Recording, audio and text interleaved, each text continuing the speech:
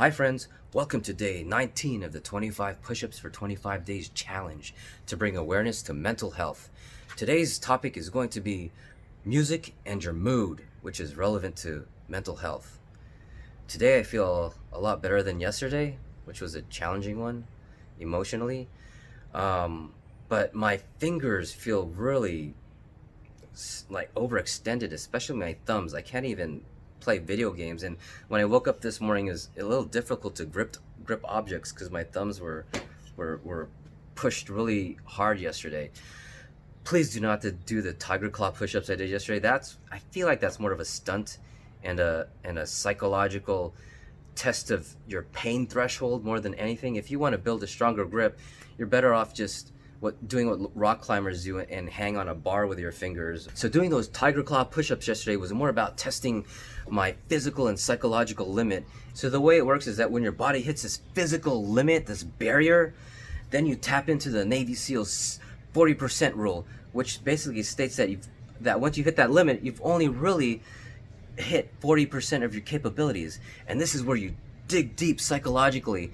Your mind is able to synchronize with your body, and you're able to pull resources to take you to this elite physical performance level. All right, anyways, let's go into the science of music. So this research paper titled Effects of Music and Music Therapy on Mood in Neurological Patients summarizes everything really well in regards to music and science. The most significant results of the music interventions on the psychological side can be identified in the aspects more closely related to mood, especially in the reduction of depressive and anxieties component, and in the improvement of the emotional expression, communication, and interpersonal skills, self-esteem, and quality of life. From the neurochemistry point of view, we know that music can activate limbic and paralimbic structures, such as the amygdala, the hippocampus, the nucleus accumbens, etc., that function abnormally in patients with a high depressive component. So basically what it's saying is that music helps with depression.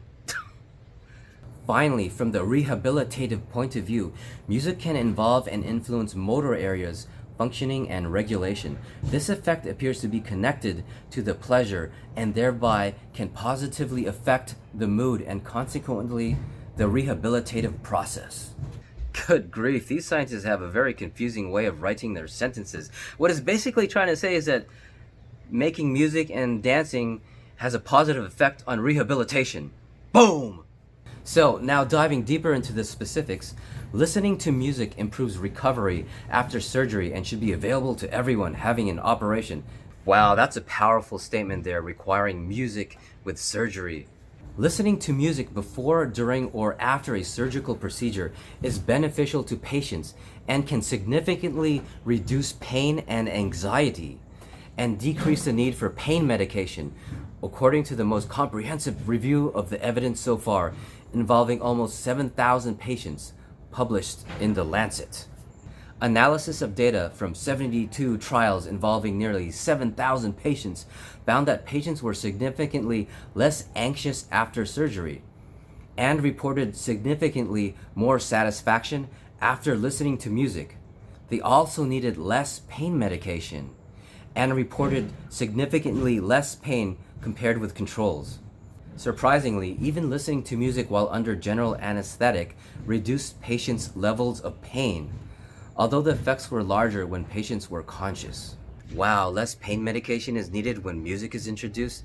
That is very powerful, knowing how music can alter your physiology. So in this paper titled Trying to Be Happier Works When Listening to Upbeat Music, in 2 studies by Ferguson, participants successfully improved their moods in the short term and boosted their overall happiness over a 2-week period. During the first study, participants improved their mood after being instructed to attempt to do so, but only if they listened to the upbeat music of Copland, as opposed to the more somber Stravinsky. Other participants who simply listened to the music without attempting to change their mood also didn't report a change in happiness. In the second study, participants reported higher levels of happiness after 2 weeks of lab sessions, in which they listened to positive music while trying to feel happier, compared to control participants who only listened to music. So it's not just listening to upbeat music to elevate your mood. It's also combining it with the conscious intent that you want to be happy. And when you combine that with an upbeat music, you amplify your mood. And finally, I want to end with a research paper that goes into how sad and somber music may actually be a positive experience. Relationship troubles? Some sad music might help you feel better. Music, movies, paintings, or novels that are compatible with our current mood and feelings akin to an empathetic friend are more appreciated when we experience broken or failing relationships. Prior research has reported that consumers in a negative mood prefer pleasant, positive aesthetic experiences, cheerful music, fun comedies, to counter their negative feelings. However, under certain circumstances, consumers in negative moods might choose aesthetic experiences consistent with their mood. Sad music, tear-jerking dramas, even when more pleasant alternatives are also available. Yeah, that makes a whole lot of sense. When you're depressed, you do sometimes gravitate toward really depressing music and movies, right? I feel like art in general, music, movies, literature, are an organized form of reality, and through that organization comes insight into the chaotic world we're in, the chaotic reality.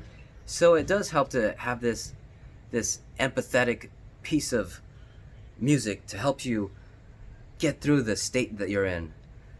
I actually have this great mental hack that I've used for years where, oh man, I'm giving away all my secrets here. Should I tell you? All right. Some of this stuff shouldn't even be free, man. I'm like giving you so much information here. If you've been liking these videos, please hit like the thumbs up or something, or leave a comment and let me know, because I'm giving away so much here that it should be really behind a paywall. So, okay, here we go. So the way to get over a breakup, a really bad breakup, is to find a single piece of music that reminds you of the person that you broke up with. And what you're going to do is you're going to play that song on repeat over and over again. It may take days, weeks, maybe even months, I don't know, depending on how long the relationship was. But you want to get to the point where you eventually are desensitized to the song, and eventually you're also will be desensitized to the person that broke up with you. I feel like that when you listen to this piece of music that reminds you of this person you broke up with, you've in effect anchored that person to the song. So I think that's how it works.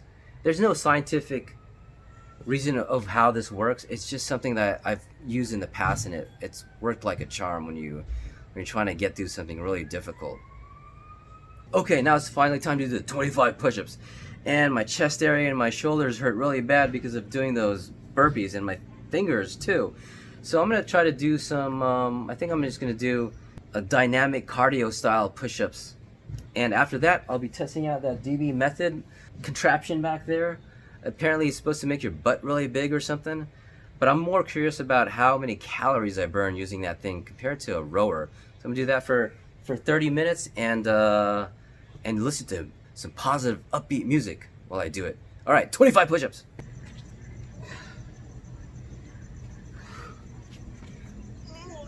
1, 2, 3, 4, 5, 6, 7, 8, 9, 10.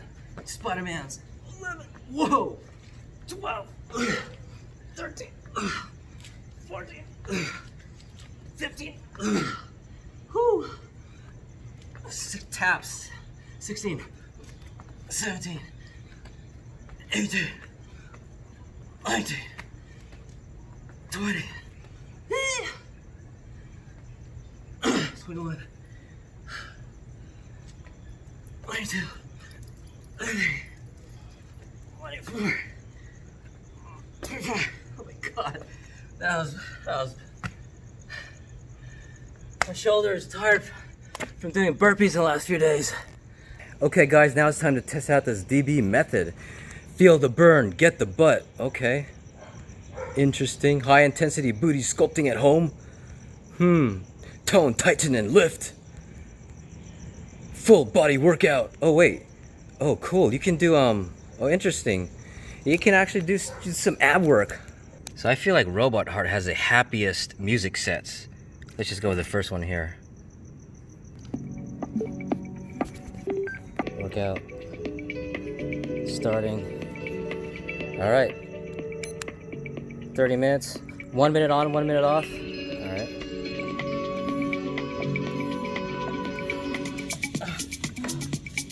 Oh, okay.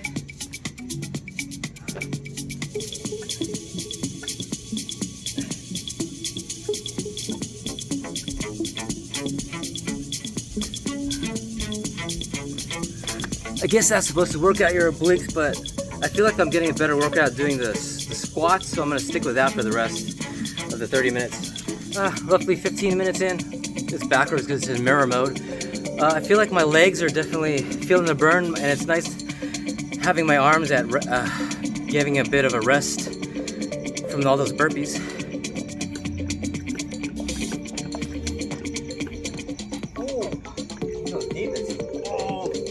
Okay, that hurts. Whoa!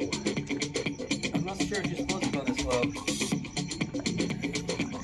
I just realized that dropping down deeper with your butt lower to the ground is it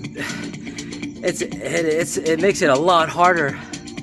I'm not sure if you're supposed to do that, but I do notice that my knees aren't really feeling any pain doing that. So maybe the fact that you're holding it, you're able to really go down deep in your squat. Interesting. I think it might actually help with flexibility for weightlifters. You know, you have to do like that kind of stuff. About 7 minutes left. I think I have a routine going on now. Basically, first 20 seconds, I'm doing it very quick on the top of the DB method, and then the next 20 seconds, I'm doing more deeper into it with very more fluid motion, and the last 10 seconds, I'm going deep into the squat using a lot more strength, and I feel like I'm getting a good workout doing it that way. Another small adjustment, I noticed that if I put my ball of my foot on the footrest, it's not as good, deep workout as if I put the heel of my foot on the footrest. You get a much intense like leg workout. All right, last minute remains. Flip this camera. 20 seconds quick. Next 20 seconds deeper. Last 10 seconds. Oh. Oh.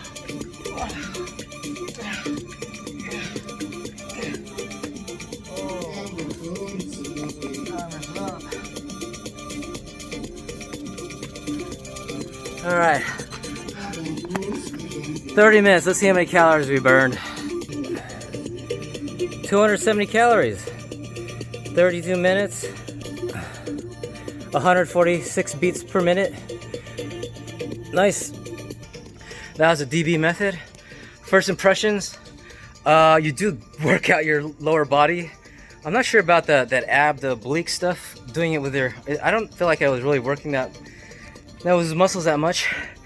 Compared to a rower, I feel like on a rower you do work more of the upper body and your abs. This you definitely work more of your lower body and your butt. So if you want that bubble butt, I think this will work. And I think that this could be good for rehabilitation of a sprained ankle or knee. I think by gripping this thing, you're able to go low in your squats without putting pressure on your knee. I'm not sure if this is how it's supposed to be done, but it's good. It's interesting. I gets my seal of approval. Cool, man. See you tomorrow.